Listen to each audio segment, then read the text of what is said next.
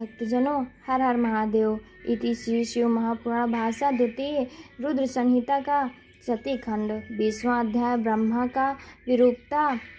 की विरूपता का वर्णन। नारद जी ने पूछा, हे ब्रह्मांड, हे विधे, हे महाभाग, फिर इसके आगे क्या हुआ? समस्त पापों का नाशक शिव सती का समस्त दिव्य चरित्र मुझे सुनाने की कृपा कीजिए। ब्रह्मा जी बोले, हे नारद, जब शिव जी ने मेरा वध नहीं किया तो सब देवता प्रसन्न हो जय जयकार करते हुए शिव जी की स्तुति करने लगे। मैंने भी उनको अनेकों स्तोत्रों से उनकी स्तुति की तथा भगवान शंकर ने प्रसन्न हो सबके सामने मुझसे कहा, हे ब्रह्मन, अब निर्भय हो जाओ और मेरी आज्ञा से अपना मस्तक स्पर्श करो।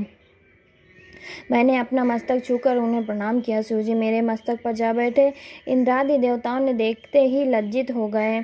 फिर तो शिवजी की स्तुति कर मैंने उनसे क्षमा याचना की और इस पाप की शुद्धि का कोई उपाय पूछा। शिवजी ने कहा, बस अब जो रूप मैंने तुम्हारा कर दिया है, तुम इसी रूप में मेरी आराधना कर तप करो। रुद्र सिर से पृथ्वी में तुम्हारी ख्याति होगी और तुमसे तेजस्वी ब्राह्मणों का कार्य सिद्ध होंगे।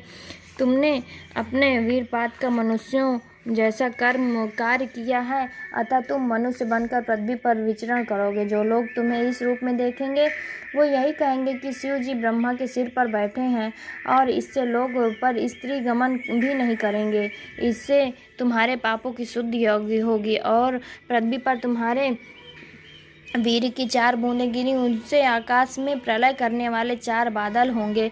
संवर्त, आवर्त, पुष्कर, द्रोण ऋषियों को देखते ही वे मेघ बन गए। तब भगवान शंकर और देवी सती दोनों शांत हो गए। फिर शंकर की आज्ञा से मैंने उनका विवाह कर संपन्न कराया और देवताओं ने सती और शंकर जी पर फूलों की वर्षा की और बड़ा उत्सव हुआ। तब उन ईश्वर ने आदरपूर्वक मुझसे कहा, हे ब्रह्मांड, तुमने विवाह कर्म उत्तम रूप से कराया है, इससे मैं प्रसन्न हूँ। तुम्हें आचार्य की पदवी देता हूँ और बोलो, दक्षिणा क्या दूँ? मैंने विनम्र होकर बोला, हे देवेश, यदि आप मुझ पर प्रसन्न हैं तो मनुष्यों की पाप शुद्धि के लिए आप इस वेदी में इसी रूप में स्थिर रहिए। मैं इसी के समीप अपना आश्रम बनाकर तप करूँगा। शिव जी ने कहा, वास करूँगा। शिव जी ने कहा, तथास्तु, ऐसा ही हो।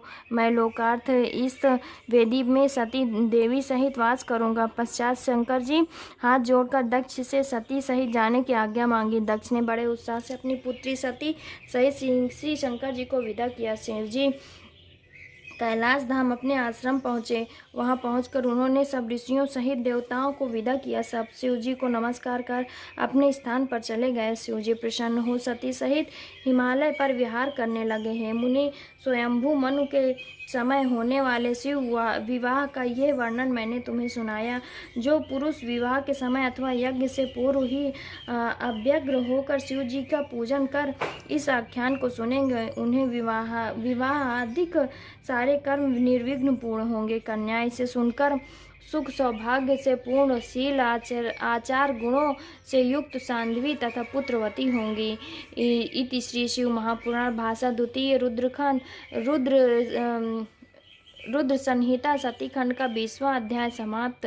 भक्तजनों, हर हर महादेव, हर हर महादेव।